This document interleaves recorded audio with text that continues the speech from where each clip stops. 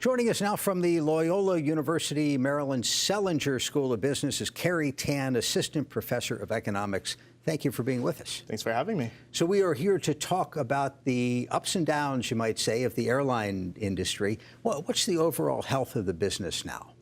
Well, we've seen a lot of consolidation in the industry over the past 2 decades or so, and that's really changed the competitive nature of the industry. We used to call it the Big Six: American, Continental, Northwest, Delta, United, and U.S. Airways. And now we really have a big three: American, Delta, and United. So it's really changed the competitive strategies that are happening in the industry. So it gets to what you economists call, it's almost an oligopoly, or is it? Oh, it's definitely an oligopoly, and that's why I find it a very fascinating industry to study myself. And what does that mean? Let's define the term first. So an oligopoly is a market structure in which there's few firms, in which the firms act interdependently. So what I do impacts what you do, and what you do impacts what I do. So everybody's heard of a monopoly. Right. This is not quite a monopoly. Not quite a monopoly, right? There's still a little bit of competition, but with the monopoly, you typically see just one firm dominating the market. So that brings us to what we have at BWI Airport, the state's largest airport, where Southwest Airlines has a 70% market share. Is that unusual in the industry? It is a little unusual, and BWI serves as a really interesting case study because there's a so-called Southwest effect in which when Southwest enters a route, prices tend to fall and traffic tends to pick up. And BWI served as a prototypical example of this Southwest effect when it first started being studied by economists in the 1990s. So we had legacy carriers, and fares were higher. Southwest came in to grab market share. They offer very low prices, and they've got all the market share now anybody could want. From a consumer standpoint, is that good or bad?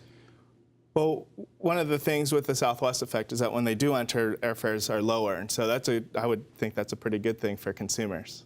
Do they stay low? I mean, once the competition has been vanquished, how does Southwest fares now compare to maybe what they used to be?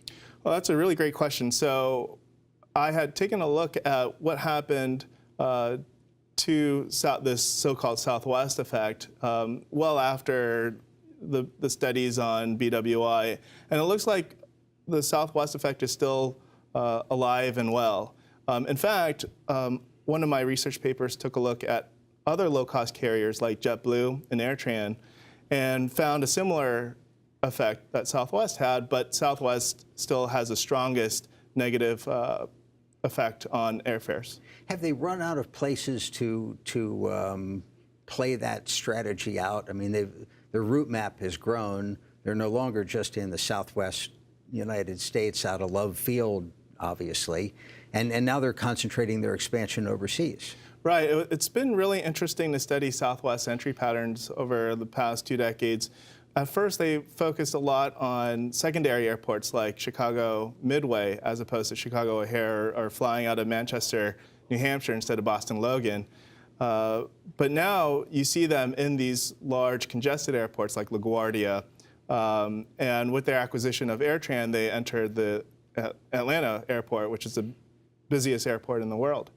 So it's been really interesting to see them expand into larger markets and now into international markets.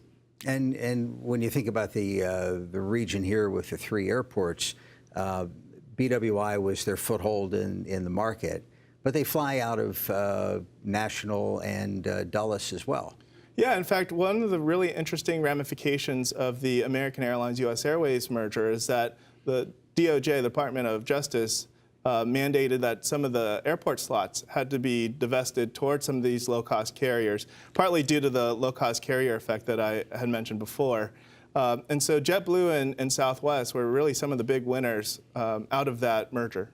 So do we think of the airline industry as the legacy carriers, players like Southwest and JetBlue, and then there's this new category, ultra discount, Spirit Frontier, where they do fly you from point A to point B, but they charge extra for everything?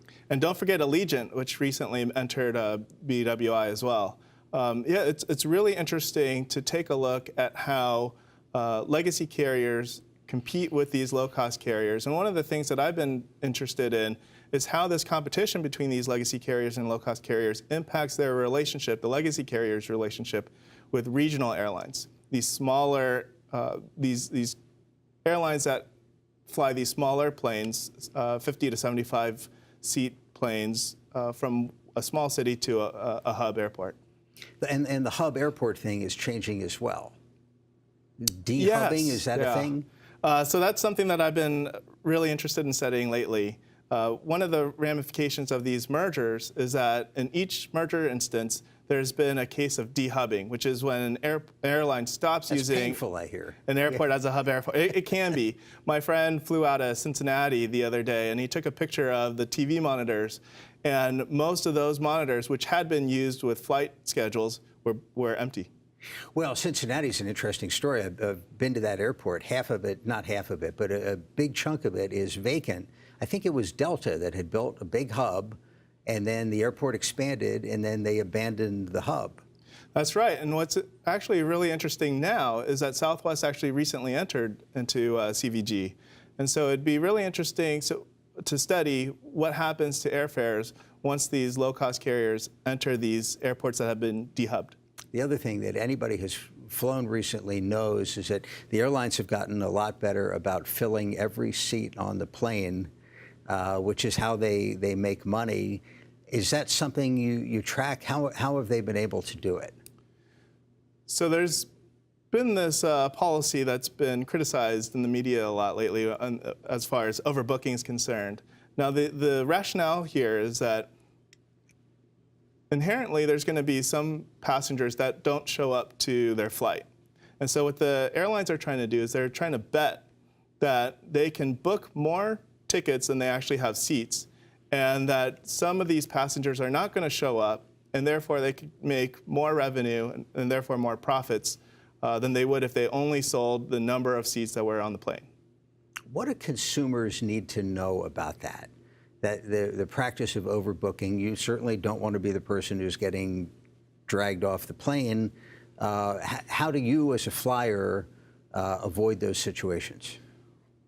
Well, one of the things with Southwest is that the probability of being pushed off the flight is correlated with when you check in. So the earlier you check in, the more likely you're actually going to keep your seat. And it's the people who check in very late, maybe even at the airport, that are more likely to get thrown off if that actually happens. But Southwest has also announced that they're going to stop this overbooking policy.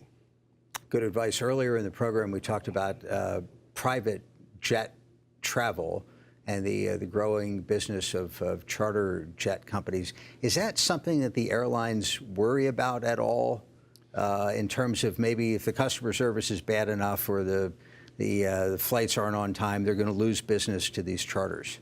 I don't think the charter airlines are necessarily of interest to these legacy carriers or the low-cost carriers, mostly because these charter airlines are flying out of smaller airports that aren't necessarily serviced by these legacy carriers or these low-cost carriers. I just have half a minute, but tell me how, as an economist, you got interested in this.